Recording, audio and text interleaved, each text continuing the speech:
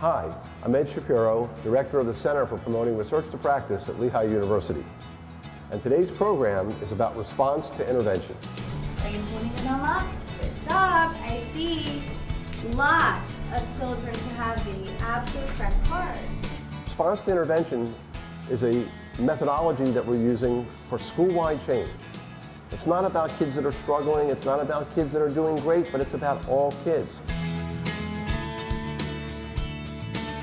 In every school, the principal and the staff members are faced in serving a population, a very diverse population of learners. So we have students that come in again prepared for school and students that are struggling. And you want to bridge the gap for those students so that they're able to achieve. RTI has several critical components. It starts with what is known as universal screening.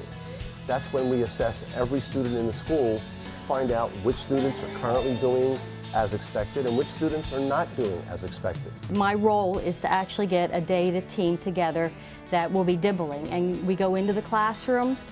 Within a day I can possibly have 2 grade levels done, and I actually can start looking at how I can put these skills groups together. I'm actually looking at the needs of the students. We provide reading instruction at 3 tiers, 3 levels. All students receive instruction at Tier 1, and that's the core curriculum. All kids are put into core reading groups for 90 minutes a day with their regular classroom teacher. Students who are Tier 1, students who are at benchmark, get enrichment activities. They get activities that enhance what they're already getting in their core reading program. Students who are in Tier 2 go into different kinds of strategic interventions. They might be doing programs that involve comprehension or fluency building, specific kind of programs that are designed for kids that have those kinds of skill needs. We also know that some of those kids that are placed into Tier 2 may not respond as well as we would like. For those kids, we move to a more intensive kind of intervention. That's Tier 3. How's that sound? Wow. Smaller groups, more intensive work, because these are kids that are clearly at risk for failing academically. And we know that if we put these in place correctly, we're likely to get good outcomes. Hence, response to intervention. We're looking for kids to respond to these interventions. And then based on the data, kids are put into 30-minute intervention skill groups, and this is an example of that. I'll tell you what, I am extremely impressed with what I see. Are you sure you haven't done this lesson before? I would like you to please bring us the word twirl. T-W-I-R-L. You are absolutely correct.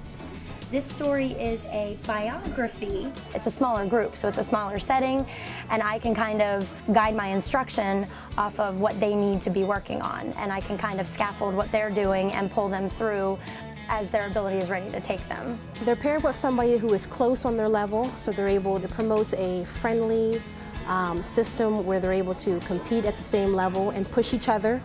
We know the younger we get kids, the younger we correct problems kids are having, the better chance we have of not having those kids have those problems later on in their school life and later on into their young adult and adolescent lives. Reading in school. It's important that we know exactly where students are headed. We need to have a vision for our students. We need to know where they are and where they need to be. And we use data to make instructional decisions to make sure that students do make gains and meet our goals, objectives, and visions. Teams meet to look at those data on a monthly basis. And from those data, decisions are made about how students are doing, if they're responding to the intervention, or if students are still struggling despite the interventions we're putting in place. Data-driven collection of students' progress substantiates for the child it's not fake, it's not just well-intentioned. This is an actual demonstration. Here's where you were, here's where you ended up. Because teachers are working with students and analyzing their specific skill needs, they're able to design instruction for each student. And definitely from the data, I feel that this is being very successful.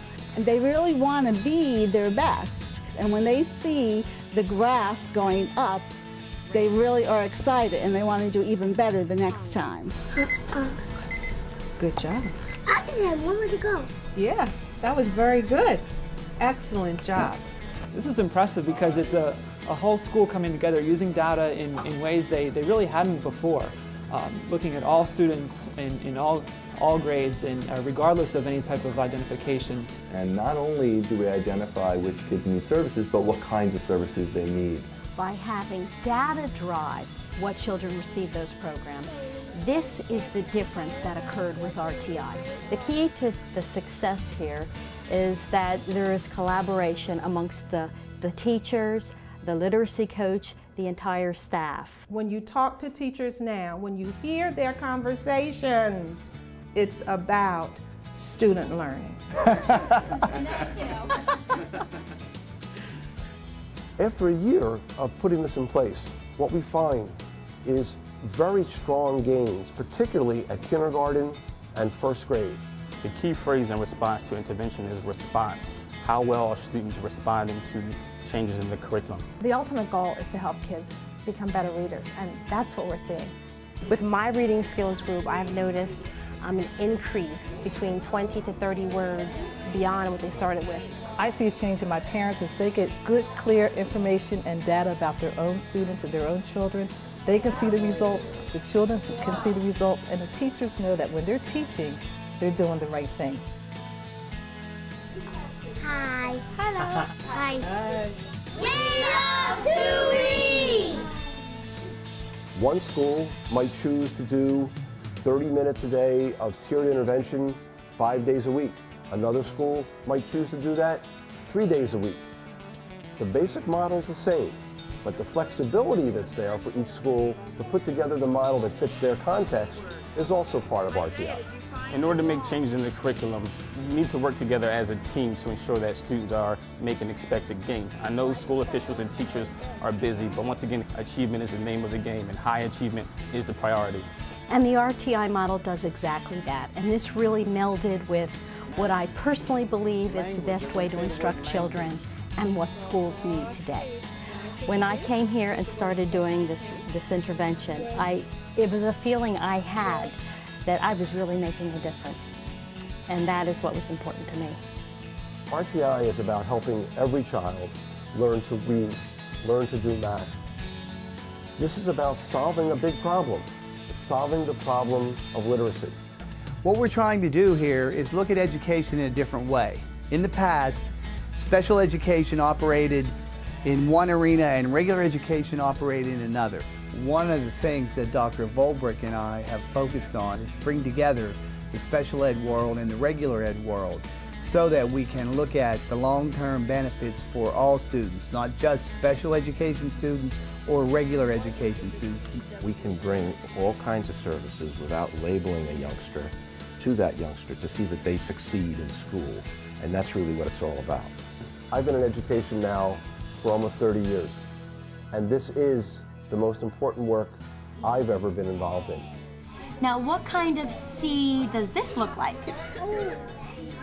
I really believe that we can make a real difference in the lives of kids through this process. I learned reading when I was in kindergarten, and it was really exciting to learn how to read. I love to read. Dozens of schools throughout our state have visited our pilot sites here in Pennsylvania. We would encourage you to do the same. Go ahead and begin. We hope that we can provide an opportunity to see, hear, and really understand what RTI could possibly do for your school.